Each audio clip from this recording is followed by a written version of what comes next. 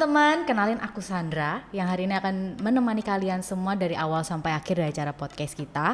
Dan sebelum kita ngobrol lebih lanjut, lebih dalam dan lebih asik, aku mau ingetin untuk klik subscribe, komen, dan like di channel YouTube-nya kita.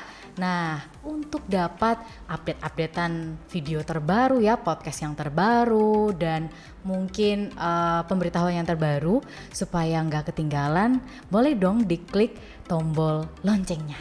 Ya, jadi setiap kali ada hal yang baru teman-teman bisa langsung dapat notification-nya dan bakal langsung bisa nonton saat itu juga.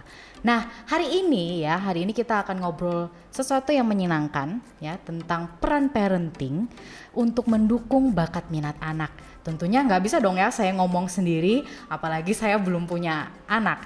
Nah, hari ini kita mengundang seseorang untuk ngobrol bareng sama kita gimana pengalamannya selama mendidik dan mendukung anak-anaknya untuk mengembangkan bakat dan minat.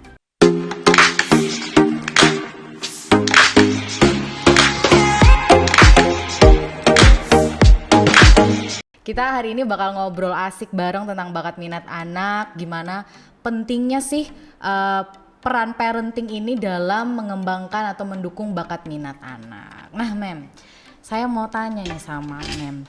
Kalau misalnya Mem sendiri tuh tahu dari mana kalau bakat minat tuh penting? Apa yang membuat Mem itu mengerti bakat minat anak tuh penting dan bisa melihat keduanya itu bisa diseimbangkan dalam hal akademis? Oh, jadi kalau pengalaman saya nih ya, sebetulnya saya kan ini punya anak 2 gitu ya, dimana kalau saya lihat itu every child has their own unique ya. Jadi maksudnya kan karena setiap orang adalah unik kan. Iya, betul. Mungkin anak saya yang pertama dia suka apa, anak saya yang kedua beda sukanya, atau mungkin anaknya teman saya beda juga gitu kan. Jadi waktu awal-awal tuh kan, aduh saya seneng banget ya kalau saya tuh orangnya saya suka orang yang memiliki satu skill. Jadi menurut saya orang kalau misalnya hidup tuh lebih baik jika kita memiliki satu skill yang memang bisa kita kembangkan untuk kedepannya.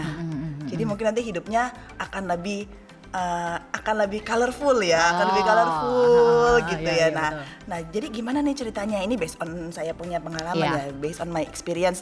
Waktu anak saya yang pertama nih, namanya saya masih mama-mama muda gitu kan. Pengalaman itu, pertama ya, Mem, ya? Pengalaman yang pertama tuh saya jadi kayak trial and error gitu loh, Miss.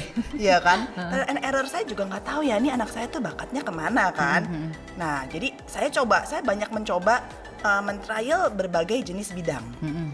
For example, saya coba dulu, ini lucu sih, saya suka lihat anak kecil balet, karena lucu kan ya, namanya anak perempuan, dia pakai kostumnya lucu banget, terus dia nari-nari kan. Akhirnya saya bawa tuh anak saya ke ballet studio kan. Nah, itu anak saya masih umur 2,5 tahun rasanya. Oh, Ya, 2,5 tahun sudah mau belajar balet ya, Mem? Iya, jadi because of in my opinion gitu, dalam saya punya pandangan atau suami saya gitu kan, kita apapun lebih baik start earlier, ya kan, betul. untuk mempersiapkan segala sesuatu lebih baik jika dimulai lebih awal. Jadi kalau kita bisa mendeteksi bakat minat anak sejak awal, lebih bagus kan untuk kedepannya. Betul sekali. Secara kita tidak perlu membuang waktu lagi, gitu kan. Jadi mulailah saya itu umur 2,5 tahun, saya coba anak saya masuk ke studio balet gitu. Saya coba kok wajahnya tuh kok beda gitu ya. Wajahnya tuh biasanya enggak, cuma begini. Gitu kan. Nah, terus gurunya bilang, "Coba ikutkan dia gerakan gitu ya."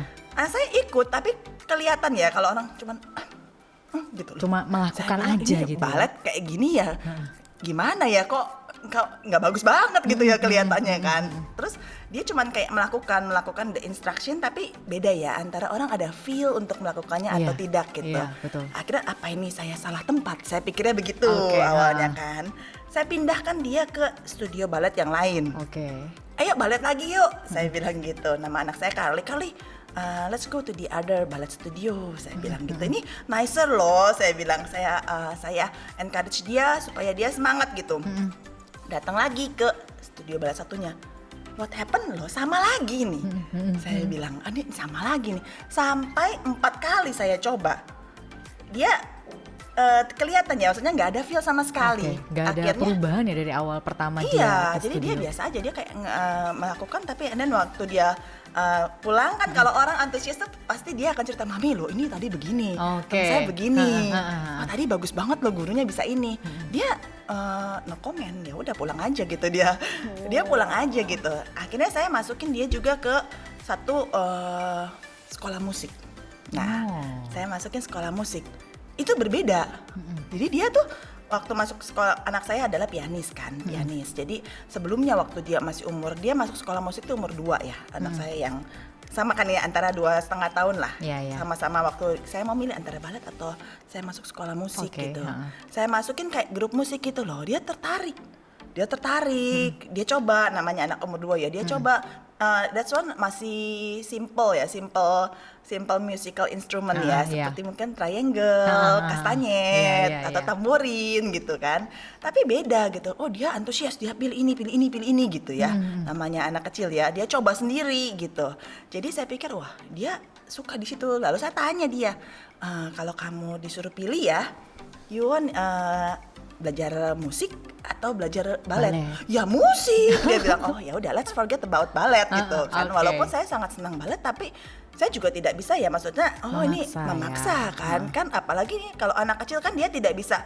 Kalau mungkin kalau anaknya sudah lebih besar dia bisa coverage gitu, maksudnya oh iya sih mami aku seneng juga ini, tapi gimana. Kalau anak kecil kan dia lebih polos, lebih apa adanya ketika ngomong. Iya, apa adanya. Nah start from that one, ya udah saya bilang ya udah kalau kamu memang fokus di musik ya let's do that one. Akhirnya dia mulai menekuni musik di saat dia usia 2 tahun gitu. Jadi sebetulnya waktu awal-awal sih namanya juga masih anak pertama ya, ya trial dulu sana sini, sama dengan kita masukin sekolah ya. Aduh saya sampai saya masukin sekolah tuh saya trial 13 sekolah loh. Waduh, saya bilang ini, saya sama suami saya nih berdua nggak tahu ini terlalu semangat kayaknya ya katanya. Ini masih parents muda, saya trial 13 sekolah ya, bukan berarti sekolah A jelek, sekolah B bagus, cuman which one is more suitable for my daughter gitu. Waktu saya jalan anak kedua karena memang saya sudah more experience, ya tentunya tidak akan ada effort yang terlalu banyak seperti waktu anak pertama. Tinggal saya ikutin aja jejaknya gitu loh Miss gitu. Itu kalau saya sharing dari pengalaman saya. Berarti melihat dari gimana anak itu meresponi, kemudian dia juga lebih vokal ya menyatakan pendapatnya karena masih kecil ya. Kalau sudah lebih dewasa kan biasanya mungkin nggak terlalu karena memikirkan orang tuanya juga ya Mem ya. Atau mungkin dari kesehariannya ya. Ini juga satu lagi, anak saya tuh sangat suka menggambar. Jadi saya lihat dia suka ambil kertas terus dia gambar semua, dia gambar ya. Jadi kadang kalau orang tua, mungkin beberapa orang tua atau ada juga teman saya yang dia akan marah, aduh ini semua digambar gitu kan, di rumah didekorasi gitu atau apa. Loh itu malah saya bilang, oh, anaknya pintar sekali, saya bilang. Dia sangat kreatif. Kalau misalnya Anda datang ke rumah saya, aduh rumah saya tuh ganti tema. Kalau Halloween dia dekorasi Halloween ya, yang menurut mereka bagus ya, menurut kita loh ini kayak gini gimana ya rumahnya gitu. Nanti kalau dia mau menjelang Christmas, dia dekorasi lah itu jadi Winter Wonderland. Winter Wonderland, wow. Iya. Luar biasa, berarti seperti Alice in Wonderland tapi winter juga. Iya, jadi dia pakai kapas-kapas di rumah saya itu, dia tulis welcome, pakai Santa Claus gitu ya. Ya biasa. Itu kreasi mereka sendiri di usianya dia. Jadi saya lihat, oh dia kok suka ya gitu kan, seperti ini. Akhirnya saya masukin juga dia ke satu drawing course, les gambar gitu kan. Nah satu lagi dia tuh ada namanya kerajinan tangan tuh knitting ya, merajutkan. Nah ini juga cerita saya, sepupunya tuh pintar sekali merajutkan. Nah lalu dia tanya, Mami bagus sekali ya ini hasilnya. Iya coba kamu coba, saya tanya gitu. Kamu mau coba? Iya. Dia coba. Waduh Mami, dia bilang gini, kalau saya yang bikin ini saya 1,5 jam kok nggak bisa ya, dia bilang. Udahlah, dia bilang saya forget it aja about this one, saya mending beli aja, saya lebih baik beli aja, dia bilang. Oh berarti dia nggak ada passion di situ. Iya karena dia baru sebentar dia merasa aduh ini bukan saya banget ya.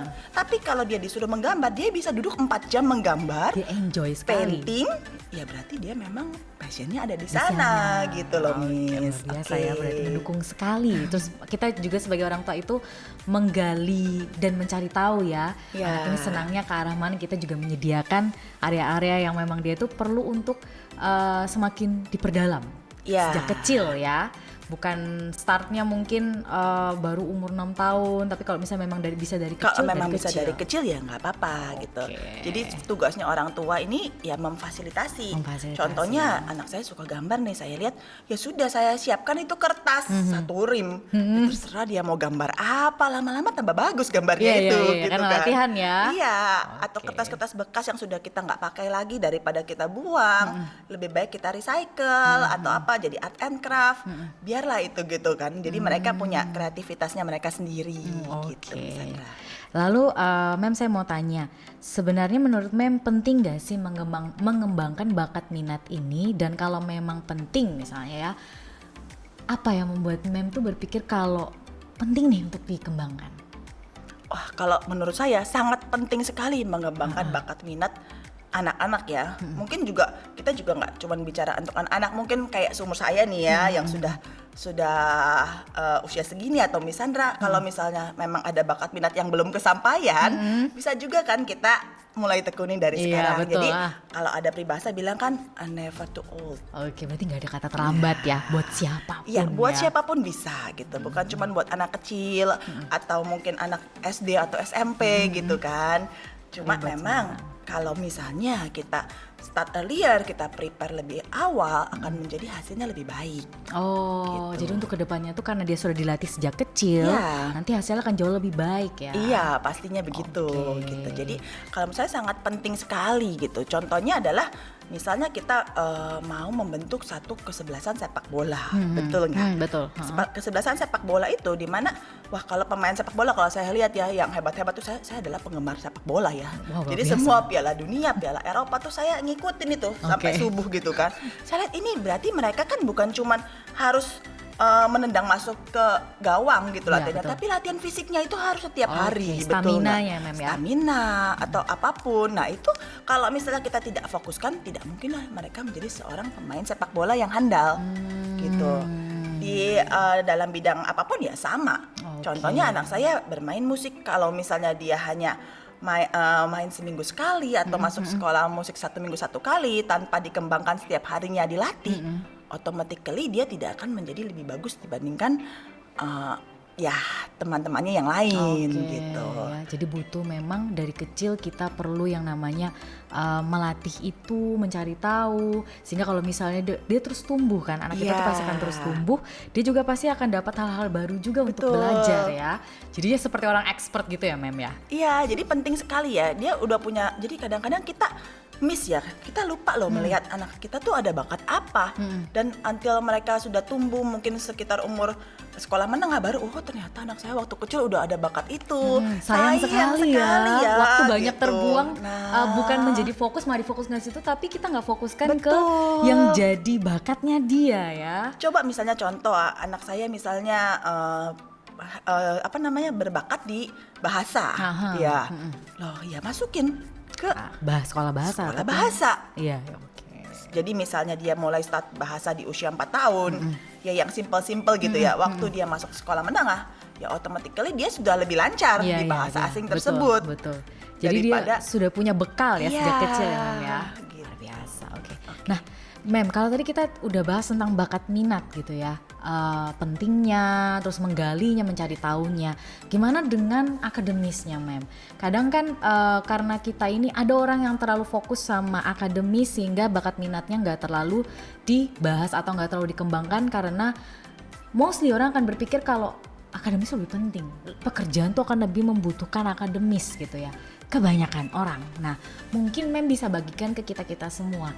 Gimana sih pandangan Mem tentang bakat dan minat yang juga diseimbangkan dengan hal akademis? Apakah kalau kita itu fokus untuk bakat minat anak, maka kita menelantarkan akademis? Dari kalau misalnya kita fokus akademis, apa kita akan menelantarkan bakat minat? Kan keduanya harus diseimbangkan ya, Mem ya? Iya, betul. Jadi kalau ini juga balik lagi juga berdasarkan pengalaman pribadi saya juga ya. Jadi anak saya tuh juga masih sekolah kan, sekarang masih di sekolah dasar gitu. Nah, tapi mereka banyak sekali kegiatan di luar jam sekolah. Oke. Saya tidak pernah mengatakan bahwa kamu harus menomor duakan akademis atau menomor satukan akademis. Jadi memang segala sesuatu kalau balance itu akan lebih baik gitu. Kalau menurut saya akademis itu bagus sekali.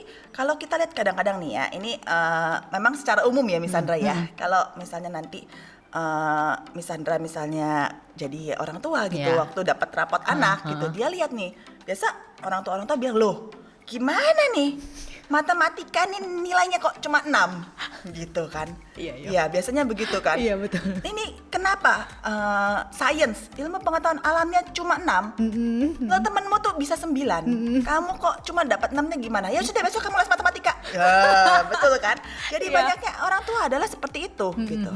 Nah mereka lupa, memang nilai anaknya mungkin 6 di matematika, tapi 9 di art and craft. Loh kenapa kita tidak memfokuskan di memang sesuatu yang memang dia luar biasa loh. Kamu art and craftnya 9, kalau gitu besok kamu les art and craft. Nah, sehingga memang dia akan menjadi sangat bertalenta di bidangnya itu.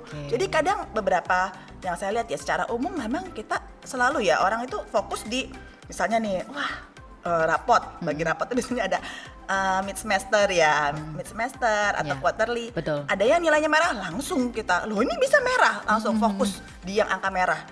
Nah karena diwarnain merah ya memang. Itu mungkin saya makanya kurang setuju kenapa harus diwarnai merah gitu ya.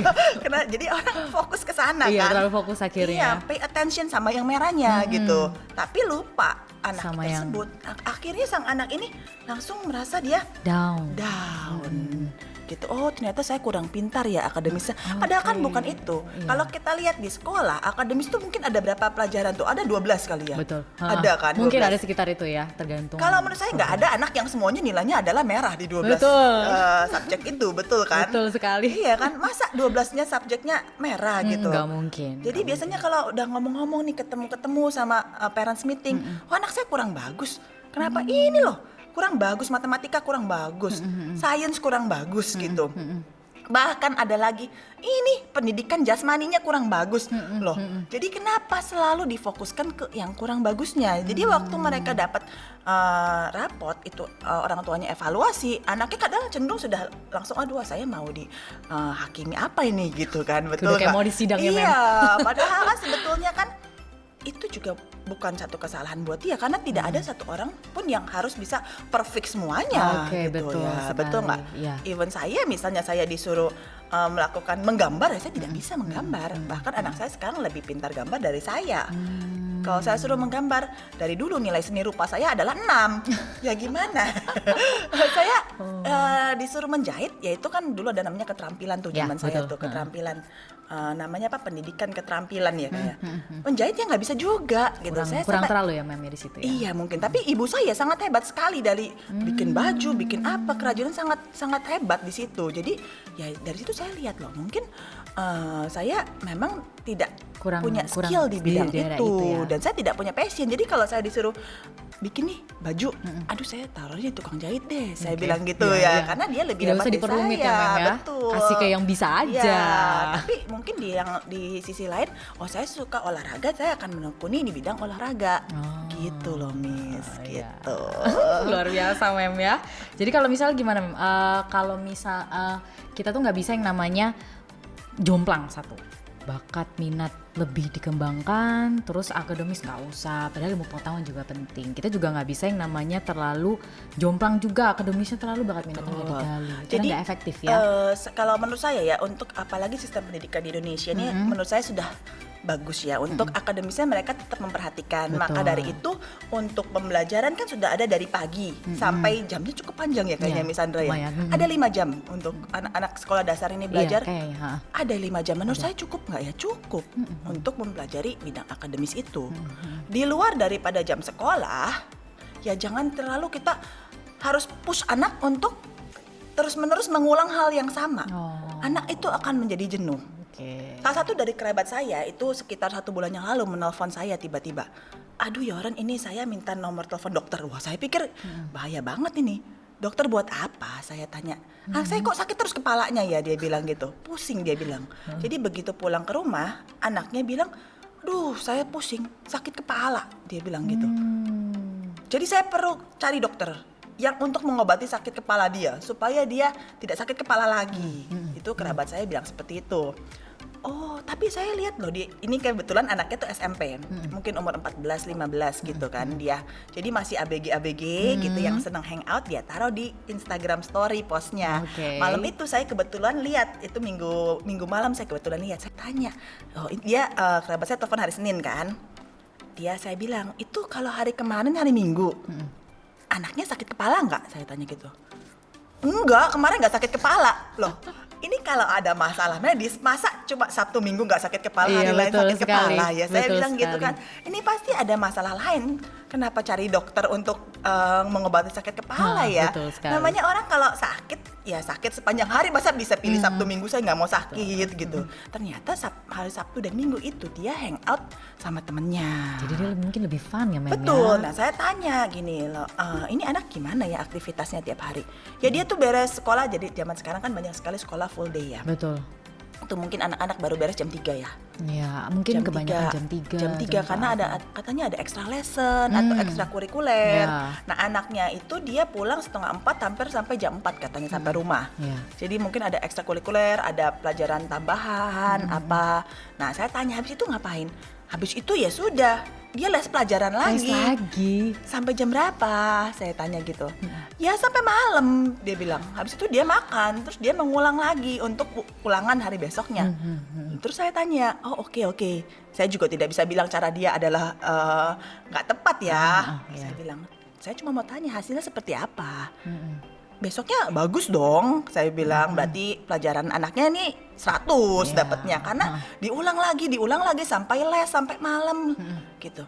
Enggak juga katanya. Loh, kok bisa saya tanya. Jadi menurut pengakuan anaknya, waktu saat dia belajar nih dia merasa kok bisa ya. Tapi saat dia dikasih soal suruh kerjain tiba-tiba blank. Waduh. Nah, tiba-tiba kata dia, saya merasa apa semua yang saya pelajari kok saya lupa. Jadi dia tidak bisa mengerjakan. Loh, kok bisa seperti itu? Nah, karena itu anaknya ngomong lagi sama mamanya, "Mah, saya tuh mestinya bisa kemarin, tapi dikasih soal sama gurunya, saya lupa mendadak. Sampai saya sekarang dapat nilainya merah." Wah, mamanya nggak terima lagi. Makin dilesin lagi. Makin dilesin lagi. Sebetulnya mungkin saya bilang, apakah dengan kita terus-menerus melakukan, maksudnya gini, mempush anak di dalam hal itu, anak tersebut akan menjadi lebih baik? Kan ternyata tidak. Nggak bisa seperti karena itu mungkin juga. dia jenuh atau dia stres. Saya tanya balik. Saya panggil waktu itu kan, kalau misalnya saya balik, kalau mamanya dibegitukan mau nggak ya? Saya bilang gitu kan. Iya kan, mamanya udah kerja nih misalnya kan. Ya udah nggak boleh istirahat dong, pulang rumah jangan nonton TV, jangan main handphone. Ayo bikin lagi kerjaannya, mau nggak? Setiap hari seperti itu. Ya nggak mau kata mamanya. Ya itu juga yang terjadi sama anak ya. Jika kita misalnya, jadi saya selalu bilang sama anak saya, ini ya bukan berarti saya di sini adalah metodenya adalah tepat bagi semua orang. Cuma saya cuma sharing yang saya lakukan ke anak saya adalah, saya bilang sama mereka, jika kalian di sekolah, tolong very pay attention, fokus terhadap apa yang guru terangkan. Sehingga Anda ditanya kapan saja. Jadi kebanyakan orang, oh besok ulangan ya, hari ini belajar gitu. Nah saya waktu itu kemarin sempat dengar guru anak saya ngomong sama anak saya yang kecil. Wallace, namanya Wallace anak saya. Wallace panggilannya kan Wally, don't forget tomorrow have exam. Kata missnya nih waktu mau pulang sekolah, saya dengar, saya jemput missnya ngomong gitu, jangan lupa ya belajar, besok mau sekolah. Besok mau ujian. Iya, mau ujian atau mau ulangan, saya nggak tahu lah, lupa waktu itu. Terus anak saya bilang, loh miss, kenapa sih harus besok? Lo hari ini aja lah miss, biar cepet beres, dia bilang. Ujiannya tuh gak usah di besok-besok. Dia bilang, luar biasa. Hari ini aja saya ujian supaya saya bisa kerjakan yang lain. Kenapa harus saya ditunda besok ujiannya? Anak saya kebetulan masih umur 6 kan. Jadi dia polos-polos aja, dia bilang. Kenapa harus besok? Hari ini juga saya, kalau miss tanya ya saya bisa hari ini. Dia bilang, itu berarti kan dia sudah memahami apa yang missnya jelaskan. Berarti dia pay attention ya sama apa yang dijelaskan. Jadi the idea of learning ya not only academic ya, Jadi bidang lain juga bukan artinya saya besok mau ulangan kita harus belajar hari ini gitu. Zaman dulu saya namanya ada SKS ya, sistem kebut semalam Betul gitu sekali. kan. Sistem kebut semalam. Nah, jadi kalau di idea of learning akan lebih baik jika itu memang daily ya. Ya, Jadi anaknya juga tidak stres, besok ada ujian ulangan belajarnya malam baru belajar. Nah, kalau dia setiap hari dia bisa fokus, at least dia mendengar gitu, dia melakukan apa yang harus dilakukan, pasti nilainya mungkin misalnya tidak akan menjadi 100 atau 90. Cuman warnanya tidak akan merah. Menurut saya gitu sih, Miss Sandra. Karena dia pernah mendengar, dia pernah melakukan. Nah, kadang-kadang anak saya pulang terus dia tanya, "Mami, besok ada ujian ini." Saya bilang, "Loh, kamu sudah prepare atau belum?" Ya saya cuma dengerin Missnya ngomong. Dia bilang, "Oh ya udah, good." Saya bilang gitu kan. "Ya sudah, kamu nggak usah belajar lagi deh." Saya bilang, "Kenapa?" Karena kan kamu sudah belajar di sekolah. Kecuali ada homework memang yang harus kamu lakukan. Kenapa guru memberikan satu homework, mungkin pekerjaan rumah mungkin memang dirasa itu memang harus dikerjakan gitu. Jadi kamu kerjakanlah itu. Tapi kalau memang menurutmu memang kamu sudah dengar itu, kamu sudah tahu, ya contohnya gini ya, warnanya pelangi apa aja, Meiji Kuhi Biniu, kita sudah tahu kan. Kalau sudah itu diulang terus, dibaca terus, ya kan sudah tahu kita sebetulnya kan. Waktunya kan tidak perlu mengulang itu terus menerus. Kan kesehariannya juga bisa. Sudah gitu. Ya. Oke. Oke, nah Mem, cara seperti apa sih yang Mem lakukan supaya anak-anak kita ini yang mungkin awalnya tuh bersemangat ya, asik nih, yang baru aku pengen belajar, tapi kan semakin dia naik levelnya, kemampuannya semakin bertambah, maka tingkat kesulitannya juga nggak sama seperti pertama kali dia belajar. Pertama kali belajar kan pasti lebih gampang, lebih fun. Tapi kan semakin sulit tingkatannya, mungkin bisa aja jadi kayak males, bisa timbul ya kadang-kadang ya untuk anak-anak dia. Gimana Mem support mereka supaya mereka tuh kembali bersemangat dan nggak stop? Oke, di sini saya setuju sekali ya yang Miss Sandra katakan itu barusan. Kalau anak itu sudah mulai merasa jenuh atau merasa putus asa, itu most probably karena kesulitan, betul nggak Miss Sandra? Iya, betul. Kan kalau dia mudah-mudah terus dia pikir ya sudahlah kita lakukan terus. Tapi begitu anak mengalami challenge, kadang-kadang kan dia, aduh ini kok merasa terlalu sulit ya. Saya sudah belajar belum bisa, sudahlah saya give up. Bukan cuma anak mungkin ya, orang dewasa orang juga dewasa ya. juga. Seperti kita juga sama. Itu adalah umum. Ya itu adalah umum. Jadi kayak kita bekerja, aduh kok saya sudah kerjain ini tapi gagal terus, kayak saya nggak cocok deh di kerjaan ini. Kalau orang dewasa seperti itu gitu.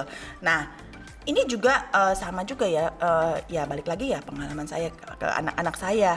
Anak saya tuh dia memiliki banyak sekali ya les-lesan ya di luar bidang akademik gitu, bidang akademik.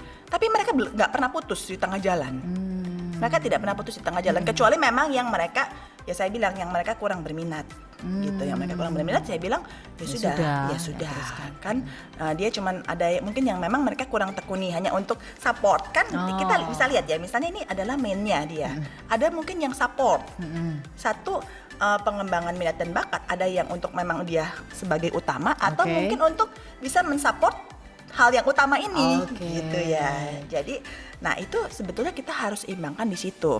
Nah, beberapa waktu yang lalu saya sempat ngomong sama saya punya kenalan ya, dia sekolah di kebetulan di Eropa, jurusan musik ya. Bagus sekali, saya kadang-kadang suka diskusi anak saya belajar musik. Di mana musiknya itu musik klasik yang menurut saya cukup berat. Karena dia harus belajar teorinya. Dia harus bisa baca not balok. Not baloknya saya begitu lihatnya saya sudah pusing ya, saya nggak bisa gitu kan. Jadi mungkin saya nggak passion di situ gitu ya. Jadi saya dikasih ini partitur gitu, suruh baca, waduh ini gimana bacanya, gimana mainnya gitu. Kita sudah nggak bisa karena mungkin nggak passion di situ. Nah itu kan makin level makin berat, semakin lama semakin berat. Nah mungkin ini gimana caranya supaya kita terus menerus anak itu terus kan naik tingkatannya ya. Kita harus encourage dia. Ternyata satu kenalan saya ini bilang loh, dia bilang ini kalau misalnya musik itu bukan melulu tentang Anda harus terus mempelajari satu teori musik atau harus terus-menerus Anda menjadi seorang pianis yang hebat tuh harus baca terus partiturnya sampai hebat gitu kan. Itu terus setiap hari. Tidak, tapi harus ada keseimbangan. Contohnya adalah dia bilang, kenapa dia tanya saya, apakah Carly sama Wally pernah mengalami stuck atau boring dalam dalam belajar musik? Saya bilang belum pernah. Sampai saat ini anak saya tuh satu 9 tahun, satu 6 tahun, mereka belajar musik dari umur yang kecil 1 tahun, yang gede 2 tahun, tapi mereka tetap enjoy. Oh, tetap enjoy. Iya, Oke. tetap enjoy. Dia tanya saya, mungkin apakah mereka memiliki les-lesan lain? Oh iya, saya bilang, iya. Jadi di luar daripada musik ada lagi kan les gambar. Oh. Gitu. Oh itu sangat bagus sekali katanya. Ini kebetulan memang dia expert sekali di musik. Dia bilang jadi kalau di luar negeri itu kadang-kadang dia sekolah musik kan ini. Kenalan saya dia sekolah musik, dia dibawa oleh dosennya. Profesornya itu, hari ini kita tidak belajar di depan piano, tapi kan ini ceritanya dia di Eropa ya. Mari kita mengunjungi satu gedung gitu, satu gedung yang indah gitu. Nah di situ para siswanya disuruh lihat, wah coba Anda bayangkan, wah gedung ini begitu megah ya gitu. Kok bagus sekali desainnya. Nah bagaimana feelingnya Anda di sini? Nah ternyata musik itu bukan melulu hanya teori atau gimana kita harus praktis tiap hari, tapi bagaimana kita merasakan. Feel, membawa kita punya perasaan ke dalam satu musik. Betul sekali. Sehingga di situ anak tidak merasa boring. Betul. Nah, jadi ini lagunya sedih. Bisa nggak sih feel sadness gitu? Mengekspresikan. Nah, di situ tuh dia nggak perasaan boring. Bayangkan kalau setiap hari harus latihan. Iya, tanpa dia mengerti, dia tidak apapun yang contohnya ya kita misalnya ya ini kita dulu waktu saya zaman-zaman jatuh cinta nih ya, wah kalau kan ada feel-nya ya, pengen banget ketemu gitu kan. Tapi kalau nggak ada feel-nya, aduh males deh nggak usah ketemu gitu, betul kan? Ya, sama aja. Demikian pula kita kalau satu minat, satu bakat, kita kan seperti orang jatuh cinta terhadap satu hal. Ya, betul. Bagaimana kita terus-menerus antusias untuk melakukan hal itu? Ya, sekali. Jadi saya bawa mungkin anak saya, mungkin karena dia suka gambar, dia gambar gedung. Nah, dia main lagu klasik. Gurunya tanya, gimana feel-nya? Gurunya selalu tanya, gimana feel kamu terhadap lagu ini? Ini kok kelihatannya kayak megah ya lagunya. Kayak gedung yang saya gambar, dia bilang. Oh ya sudah, ayo kita posisikan lagu itu sebagai lagu yang megah. Jadi kamu harus main seperti ini feel-nya. Jadi ternyata seorang musisi yang bagus itu bukan karena dia hanya pintar teori atau pintar sekali tekniknya, tapi bagaimana dia membawa satu feeling terhadap satu permainannya dia, sehingga musiknya menjadi bagus sekali gitu. Itu kalau kita bicara di musik. Kalau dibicara yang lain-lain kan banyak juga ya. Misalnya acting. Kenapa ada satu sekolah saya masukin anak saya ke sekolah acting gitu ya? Karena di situ bagus ya. Jadi ada bagaimana sih kita feel kalau satu kesedihan itu seperti apa? Bagaimana kalau you can feel the happiness atau confused gitu ya kan? Nah, di situ kan dia bisa ya. Jadi segala sesuatu menurut saya adalah bisa berkesinambungan. Berarti kalau kita mau anak ini terus berkembang, bukan hanya kita tuh mengasah skill aja, tapi ajak mereka juga mengeksplor perasaan mereka, mereka mengenal perasaan itu sehingga bisa mengungkapkan ekspresinya itu melalui musik ya. Apalagi anak-anak ya, anak-anak itu belajar dari lingkungan sekitar. Betul. Menurut saya hal yang terpenting dia lihat itu adalah dari lingkungan sekitar, bukan hanya dia baca dari buku atau dari maksudnya sumber-sumber ilmu pengetahuan lain gitu, tapi dari pengalaman, anak belajar dari apa? Dari alam. Dari alam tuh dia menjadi semakin pintar dari alam. Contohnya anaknya mau belajar sains. Kemarin ini saya sempat ada namanya apa sih? Anak saya tuh sekarang susah banget ya namanya. Sains sekolah dasar tuh sekarang saya sudah nggak bisa. Dia belajar proses filtrasi, proses penyaringan katanya gitu. Lalu saya tanya, saya bawa dia ke pantai, saya bingung, saya perhatikan dia apa yang mereka lakukan kakak adik ini. Ternyata dia bawa mainannya dia filtration itu pasir, kerikilnya di atas nih seperti ini mami, dia bilang this is the process of decanting katanya gitu. Oh berarti dia belajar dari alam. Oleh karena itu dia tidak pernah merasa boring kan di sekolahnya itu. Oh ya saya pernah loh melakukan ini loh mister, dia bilang gitu kan. Atau mungkin dia belajar dari budaya. Kenapa kita harus kenalkan anak terhadap budaya-budaya? Karena itu menarik sekali, membuat mereka hidup tuh nggak boring ya. Jadi this is something new that I haven't learned before gitu. Ini benar-benar baru ya, ternyata mungkin di satu kota ini atau satu di desa ini kok beda sama saya. Dari situ dia bisa berkomunikasi juga mungkin dengan orang-orang sekitar yang beda budaya dengan kita. itu kan bisa fresh ya mainnya gitu ya. Dan menurut saya itu semua adalah berkesinambungan. Itu juga bisa membuka pikiran mereka Iya. ya, melihat hal-hal baru yang sebelumnya itu nggak hanya terfokus pada Iya. satu, tapi ada banyak hal lain buat mereka belajar, nggak Betul. bosan ya Mem Jadi ya. misalnya anak mau sukanya belajar, ya bawalah dia untuk melihat banyak mungkin gedung-gedung arsitektur supaya dia punya gambaran, oh ternyata saya mau bikin desain yang seperti ini gitu ya kan. Atau mungkin anaknya hobi mendesain busana, ya bawalah dia untuk ya yang paling gampang bawa ke mall ya. Iya. Bawa ke mall, lihat ini loh, ini kok ternyata modelnya begini-begini Iya, gitu iya, kan. betul sekali. Jangan setiap hari hanya untuk dia Gambar aja, gambar aja desain aja terus terus seperti ya. itu, tapi harus melihat oh kenyataannya adalah seperti ini gitu. Oke. Thank you Mem, luar biasa sekali. Nah mungkin pertanyaan selanjutnya itu bagaimana Mem ini menyeimbangkan bidang akademisnya dia. Kalau misalnya dia sudah, supaya dia tetap tidak ini ya Mem ya, kadang kalau kita terlalu fokus sama yang bakat minat, bidang akademisnya untuk belajar itu mungkin kadang-kadang perlu untuk diperhatikan juga. Menyeimbangkan itu bagaimana caranya Mem? Untuk Ya hal-hal itu. sederhana. Balik lagi saya bilang saya selalu tanya waktu pulang, kamu ada kesulitan di sekolah? Anak saya yang besar itu paling tidak suka mata pelajaran math. Sama. Bukan dia tidak bisa, tapi dia tidak suka. Berbeda orang yang suka dan tidak suka. Kalau anak saya yang kedua, dia cenderung, ya dia bukan suka sih, tapi dia tidak bilang tidak suka. Jadi biasa dia aja mungkin biasa ya. aja gitu. Sehingga lebih mudah untuk mengajar dia matematika tentunya kan, karena dia dibanding yang nggak suka iya, ya. yang ada anak beberapa yang saya defense saya nggak suka memang Oke, gitu. ha-ha. Makanya nih, ya saya cuma bilang loh, sekarang kamu mau naik ke grade berikutnya.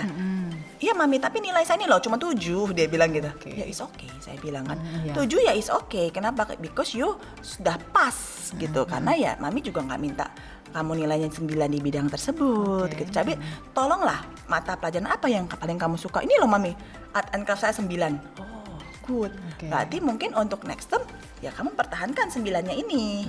Gitu. Jadi kita tetap memang harus selalu maintain.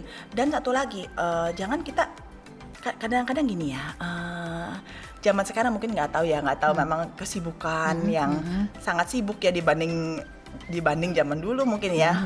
Manusia zaman sekarang kan lebih sibuk ya, kayaknya banyak banget kegiatan. Dulu kan Oke. nggak ada mall loh kalau zaman saya Iya, kecil. mungkin. Jadi ya kan kalau sekarang pulang mungkin ke mall kemana gitu. Jadi iya.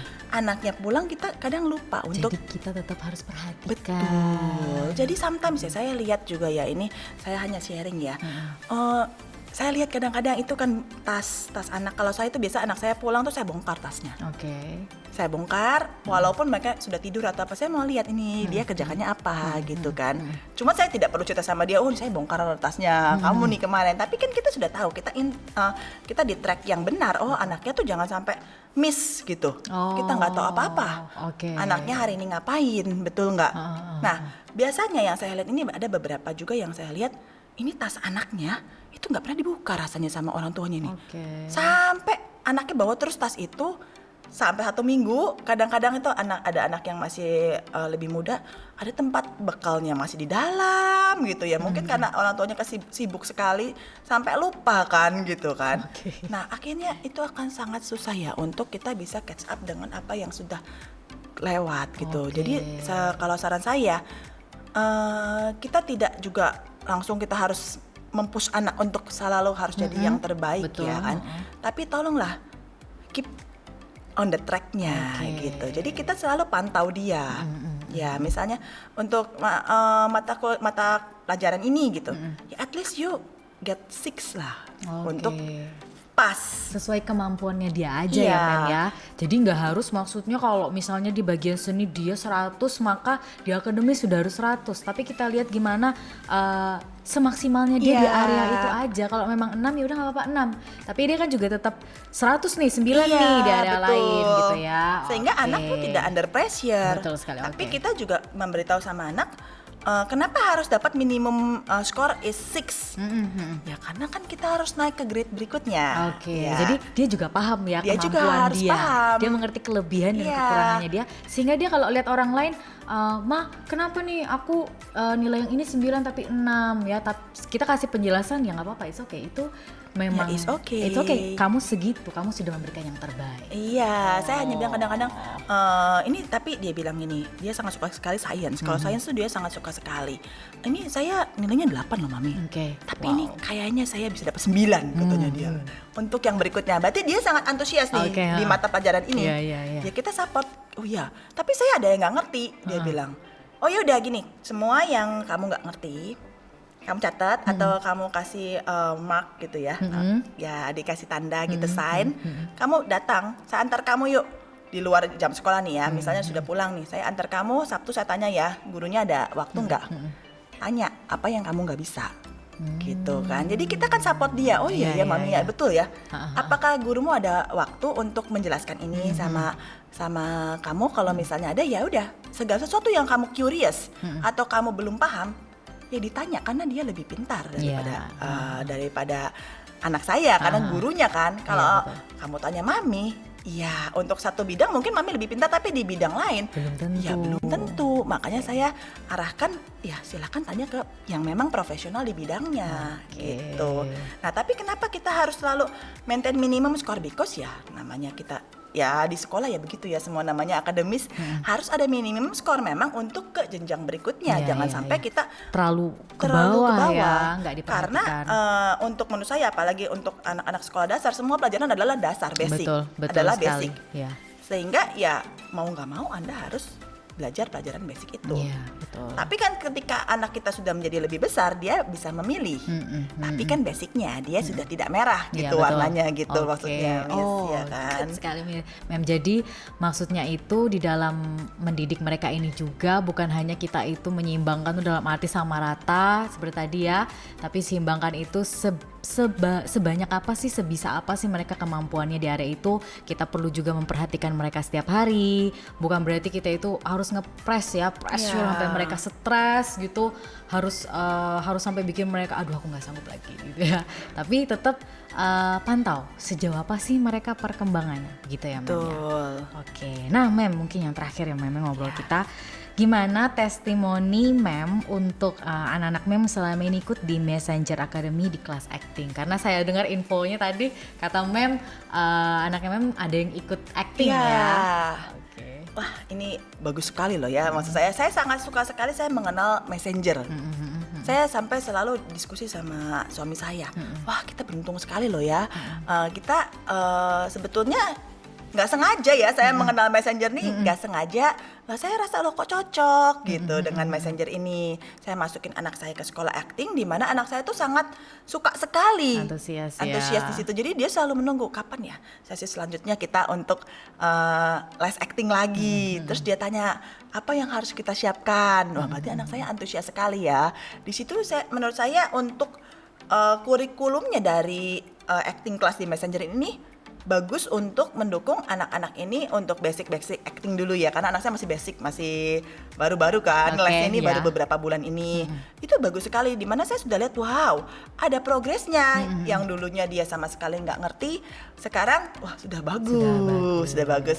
Lalu dari segi teachernya, dari segi gurunya itu sangat passion ya di dalam mengajar acting. Beda ya kalau guru kita mengajar dengan passion kan tentu beda ya, beda. Gitu ya. Jadi mungkin dari segi teachernya ini dia sangat sangat all out, sehingga menyebabkan hasilnya pun menjadi bagus gitu. Jadi saya rasa wah very recommended deh kalau untuk les-lesan yang di Messenger ini. Saya juga merekomend kepada beberapa rekan-rekan saya, teman-teman saya juga untuk join di Messenger. Bukan cuma acting class ya, memang beberapa rekan-rekan saya ada juga yang join di bidang-bidang lainnya di Messenger kan mungkin banyak ya Miss Sandra ya dia gitu. Mem kalau boleh kepo sedikit nggak Mem? Kalau tadi kan kita di awal tuh sempat bahas gimana sih kita tuh mengetahui anak ini punya bakat di area seperti apa. Kan kadang-kadang kan kalau ada sesuatu yang lebih umum, misalnya menggambar, kadang kita tanpa suruh tiba-tiba aja dia di rumah udah coret-coret ya. Oh mungkin dia bakatnya di sini nih. Nah, Mem sendiri tuh gimana bisa tahu anak ini tuh ternyata punya bakat acting? Kan karena kita nggak pernah lihat sehari-hari.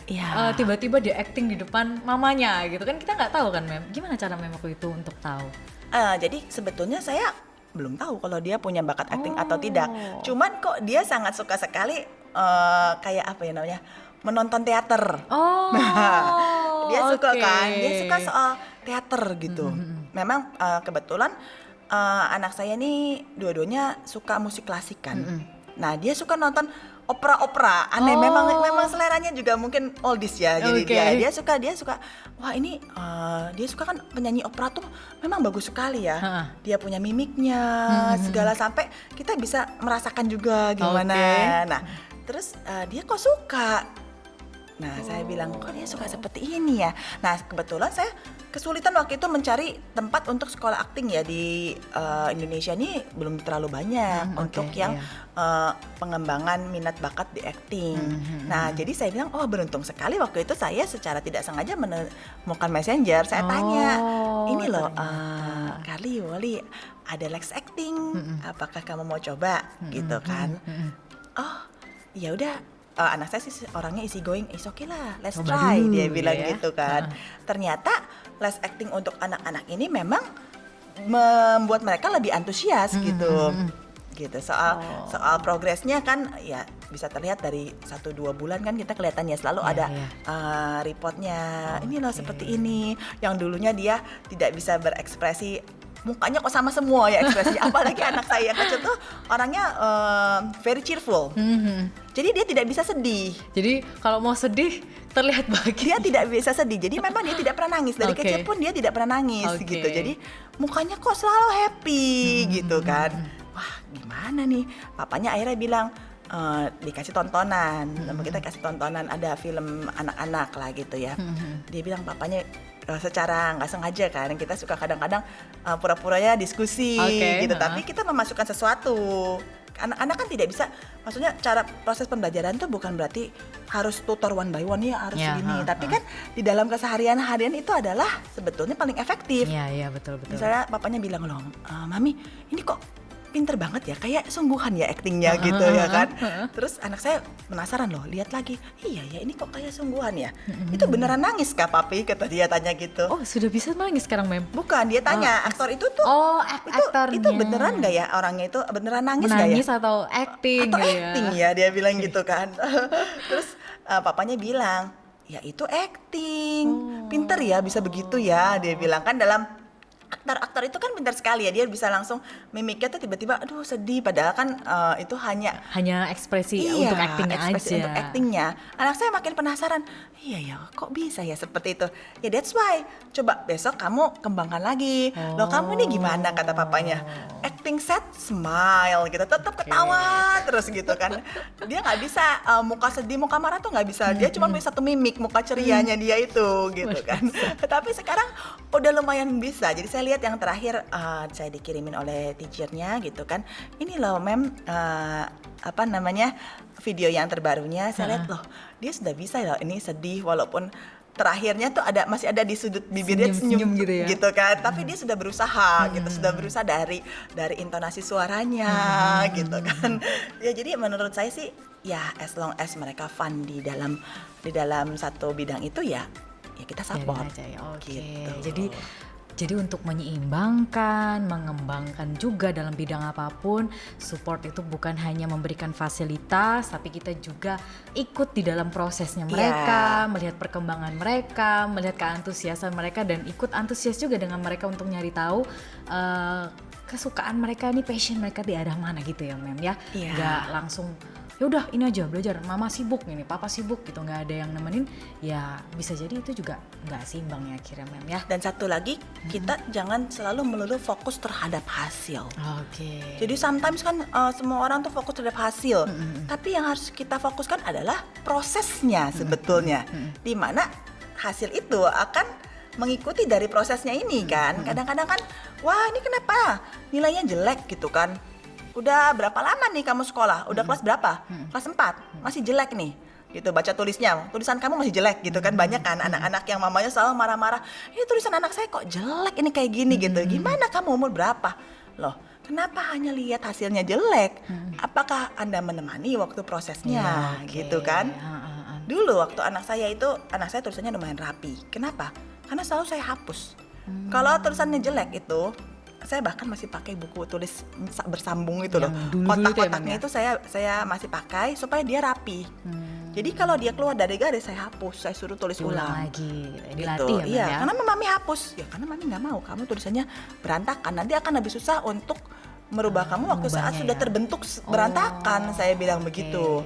Waktu anak saya masih kecil, memang kita harus sabar ya. Kuncinya adalah memang harus sabar. Memang untuk kita menemani anak-anak ini tidak mudah.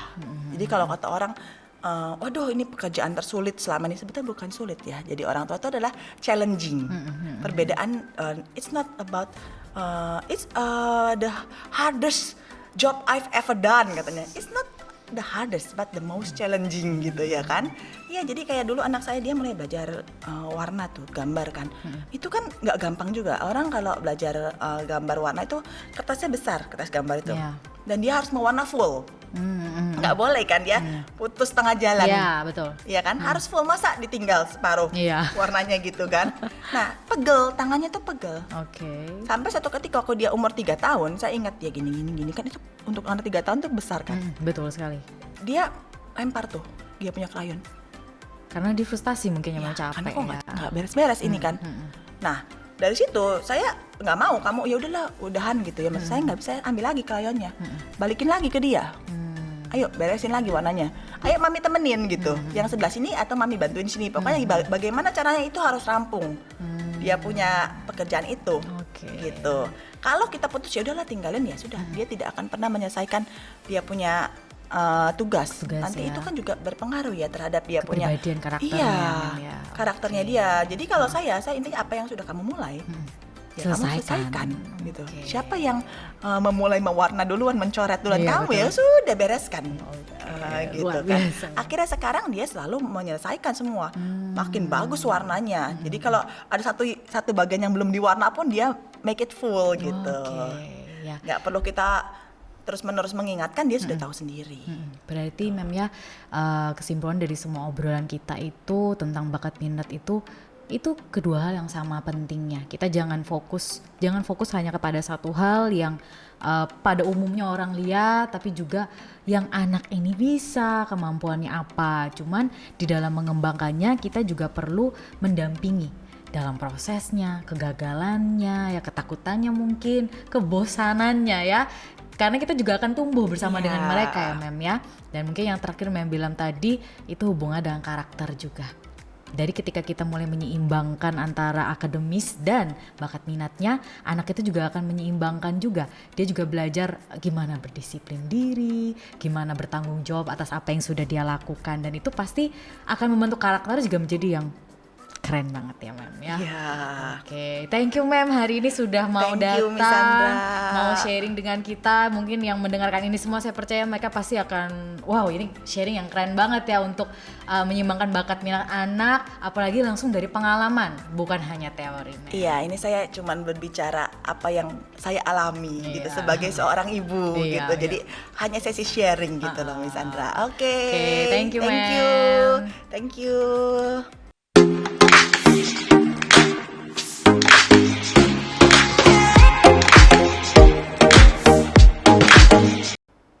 Kalau tadi kita sudah ngobrol bareng dengan Mem Yoren tentang bagaimana parenting yang baik untuk mendukung bakat minat anak ya.